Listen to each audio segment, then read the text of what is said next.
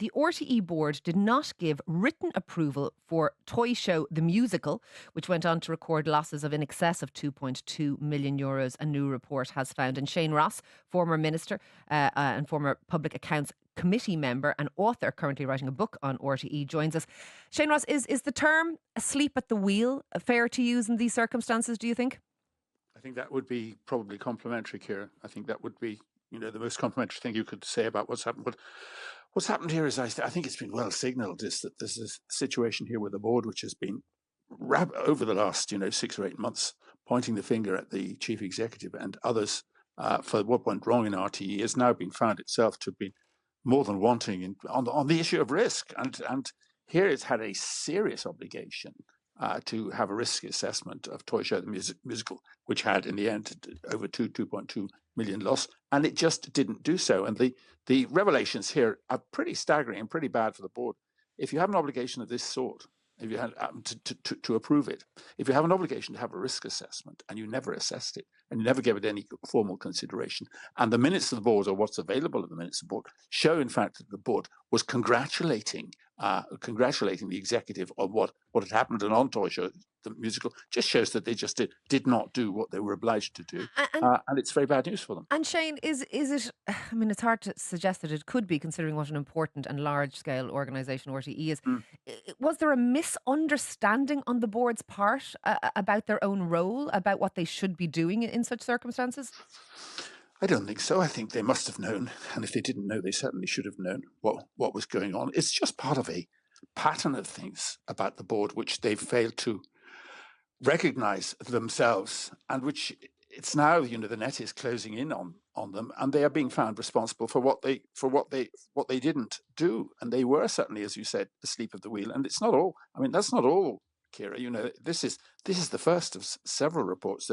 There's a report on corporate governance coming down the line about this board, and that is going to be really, I think, extremely difficult for the board to brazen out. And do you believe that the existing board members, I think there's 5 of them currently, who were there at the time of all of this happening, is their position now untenable?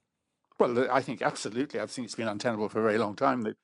They've successfully kept their heads down and blamed the executive, but the blame for this doesn't really matter in the end. They're all going to have to go at some stage and have a new board and new RTE. And there has been quite a large clear out of the executive. So is the next stage a clear out of the board? I think there's no doubt whatsoever that there shouldn't be a clear out of the board, and I don't think there's actually any doubt that there will be. I note that Leah Varadkar said at the parliamentary party meeting last night that it wasn't a good idea to sack them immediately because they should be accountable. But if they're left there, they're a completely lame duck board. It's not a board at all if it's left there in this position of just waiting for the next report to say what a terrible job they did. It's farcical. It really is. If, Shane, they don't resign, particularly the members, as I say, who were there at the time, should they be fired? Oh yes, I don't think there's any doubt about that whatsoever. I mean, they are just not. They are a lame duck board. We all know that at the moment.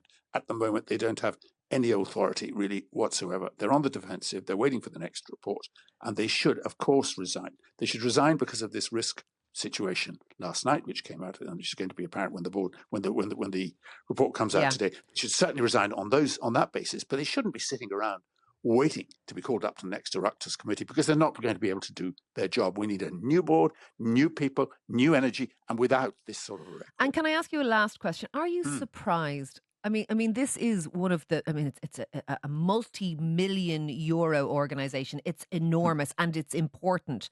Are you surprised? I mean, we see poor governance sometimes in small charities, perhaps, that don't understand the role of what a board is supposed to do, and we've seen that occur over the years. Are you surprised that an organisation the size and the import of RTE has had this level of, I think it's probably fair to say, poor corporate governance? No, I'm not, because I've been doing a history of it and I've been writing about it for quite a long time, and I've seen these trends coming for a long time. It's been a board which, RTÉ's always had an identity crisis because it doesn't know whether it's a commercial or a public service broadcaster. We all know that, and that's going to have to be resolved soon. But in the meantime, most boards have been sitting there, either politically appointed, doing their political masters' orders, or actually hopeless, like this one, not knowing who they're reporting to and actually not doing their job at all. The board has been a kind of prestige board to some extent. People who get on it like being on it. They like being able to say they're on the board of RTE, but their actual power and their exercise of it over 60 years has left an awful lot to be desired. And this is just the combination of a history of an authority which really hasn't been able to operate properly at all. Shane Ross, former Public Accounts Committee member, thank you very much for speaking to us this morning. I'm not sure people will like for much longer saying they're on the RTE board, Shane. No. That may change. I think, yeah, it's lost a bit of its lustre, there's no doubt about it.